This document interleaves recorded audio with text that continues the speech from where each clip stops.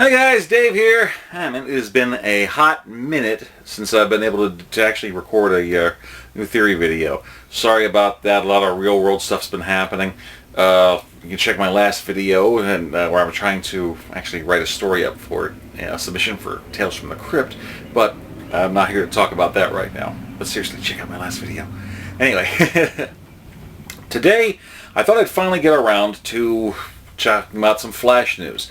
Now, we know that due to scheduling, we're not going to get to see any more Flash or Arrow and stuff for the new seasons until the first week of October. That's going to be a while, unfortunately.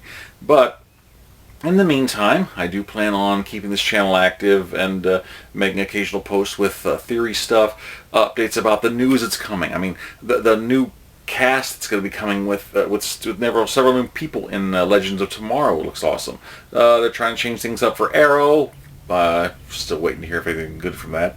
Also, my buddy the Arrowverse is changing up his site a bit too, so look for a brand new name coming on that soon. So, a lot of cool things happening. But today's video will be about explaining the Time Remnants. So, this is a weird power where apparently, much like throwing the lightning, it's something that was never really done much in the comics, but it was relatively kind of made for the show. Now, there actually was a Speed Power or Speed Force related character that had stuff that could make duplicates. In his earlier time, Impulse, Bart Allen, he was fighting this one bad guy who tried to get hold of this purple energy that it once exposed would get a big power boost. Well, Impulse got it instead. And he was able to make these things called Speed Scouts, which essentially were solid light purple energy holograms they could send out. They can do different stuff. He could use them to check out things, to go do multiple things at once and come back, report to him, and he could reintegrate them and get their experience. That was a power they used a lot for a while until doing something stupid, he felt one of the duplicates die. After that, he didn't really use it much anymore. So it was also one of the things that started to make him progress and actually start to grow up and think about what he was doing first. So that's where that part comes from. Now, what's going on with the Time Remnants? How is it that Zoom and now the Flash can do this? Well, to get into that, I've got to cover a few things. And as a matter of fact, part of that's why I'm wearing a Marvel shirt with the Spider-Man. If I had my power choice of two different characters, I would love to have Spider-Man's from Marvel or the Flash from DC. Put those two together, I'd be unstoppable. But the other thing is, I'm going to have to talk about probability manipulation, like the Scarlet Witch, as well as various types of time travel, and how some things work and some things don't. Believe it or not, the Scarlet Witch actually has a good example.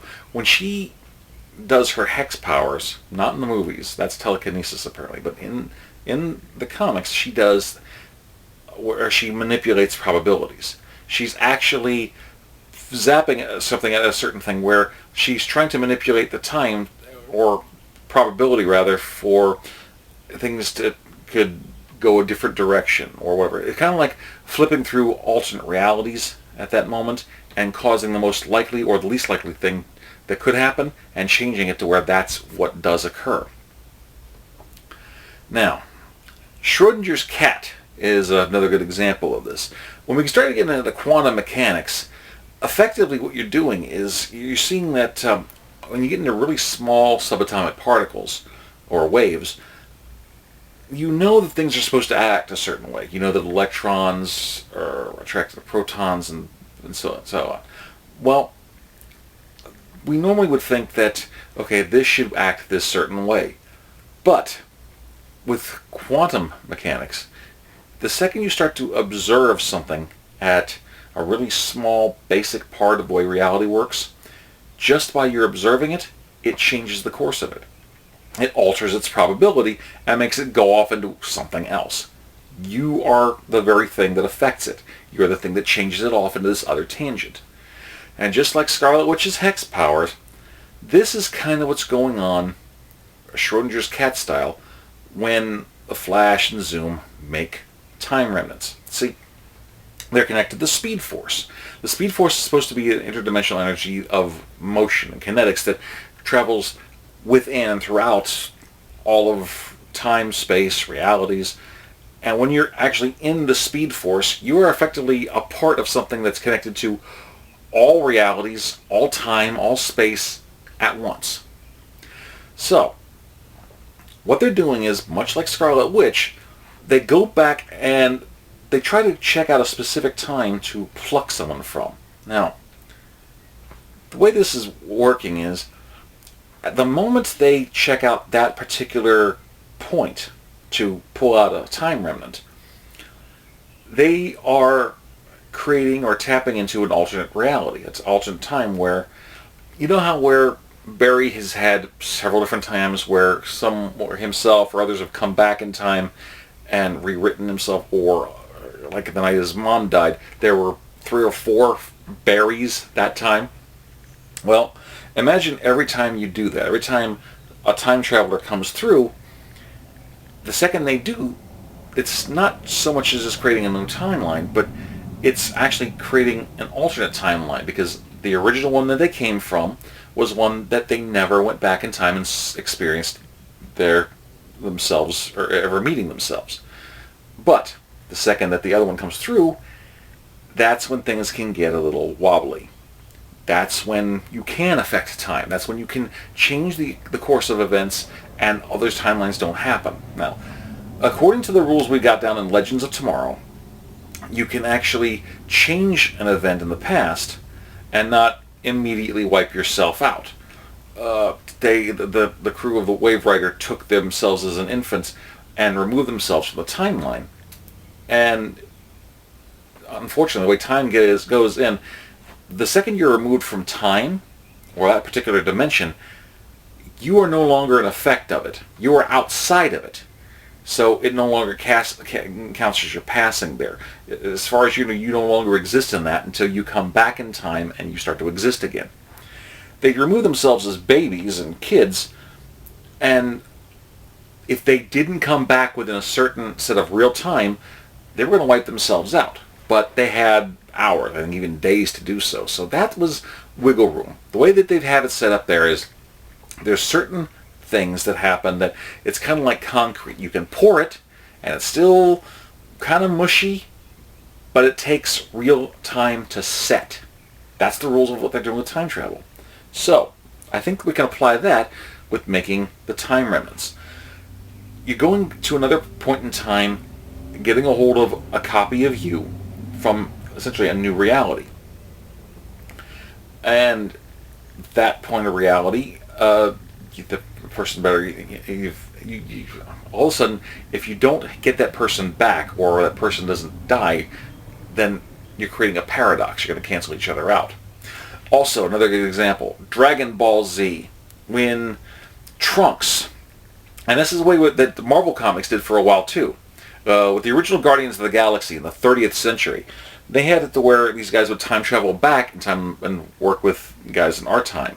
Same thing with Trunks and coming back from a future where the androids were running amok. He grew up, trained by Gohan. Gohan lost his arm, came back, he trained with them. And but just by him being there, he was never supposed to be in that original timeline. His presence created an alternate timeline. And that's where it started to go from there.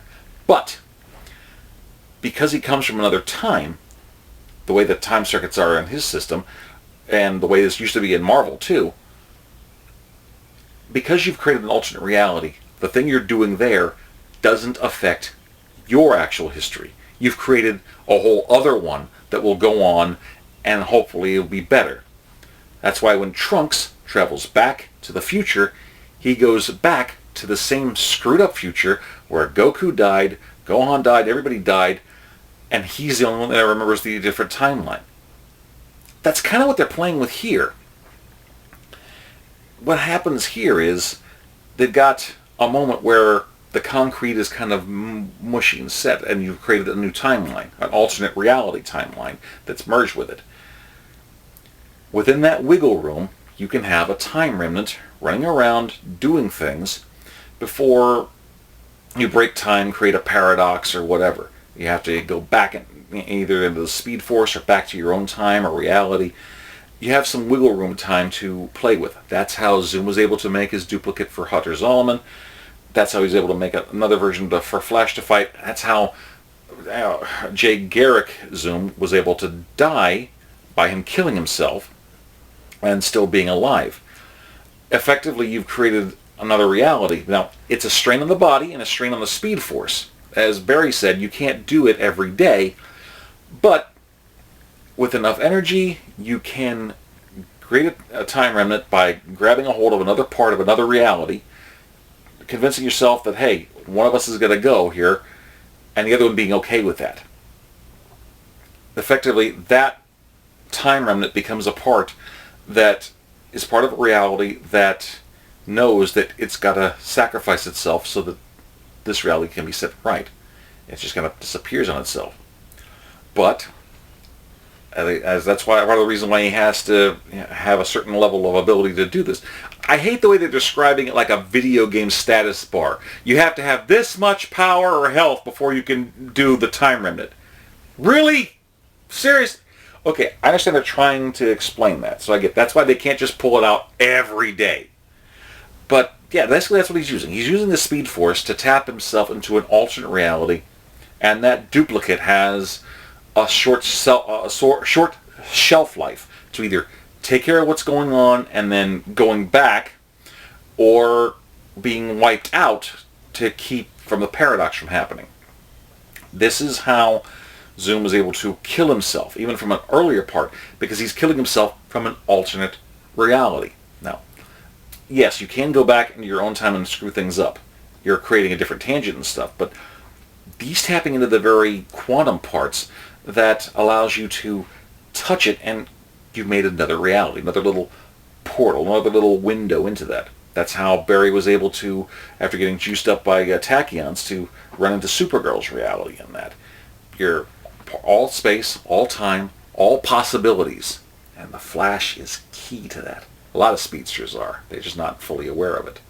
So, there you go. You got Schrodinger's cat, probability manipulation, and effectively putting your fingerprint on something, creating an alternate reality version, and a duplicate of yourself with a short shelf life. I was able to say it. Yay!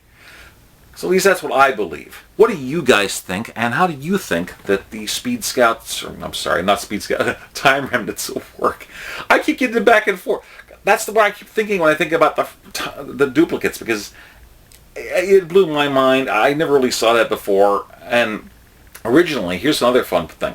Back during the Silver Age of DC Comics, they originally had a rule where, for time travel, if you went back in time, you already existed in a certain part, and another you came back, you became an invisible, intangible ghost. All you could do is observe. You couldn't do anything to change it or fix it. But since the Crisis happened and several other reboots of reality, those rules have changed. That's how we're able to get things like Flashpoint, things like that. So each universe for a while had its own rules and set here. Right now, it looks like they're going for the TV universe's version of time, and these dimensions are like concrete. You can change things around while it's still soft, but if enough real time happens, it becomes fixed. And that's when you're screwed. Interesting way of looking at it. Kind of interesting to see it being, compared to bricklaying, but it's an interesting way of looking at it. So, what do you guys think? Also, sorry, but it looks like as of a few weeks ago, Bit Strips has stopped producing any cartoons, so I can't use anything else from that for making new ones. I do have a few old Bit Strip things I can use for videos, but right now the only thing I can do for a bump at the beginning is my Bitmojis. So it's not quite as versatile as I'd like, but at least it's something. I'm going to keep an eye out for something else to do for a little bump stuff, because I like my little cartoon self, so that should be fun. So, what do you guys think about the Time Remnant theory? Please like, comment, subscribe, share, pass this bad boy around. Let's keep some discussions going on here. And remember, we have until October until we've got brand new Flash, Arrow, Legends of Tomorrow, and Supergirl coming. So, talk to me, guys. What do you want to see me do next? Until next time, Dave signing off. Saying peace. Yum yum.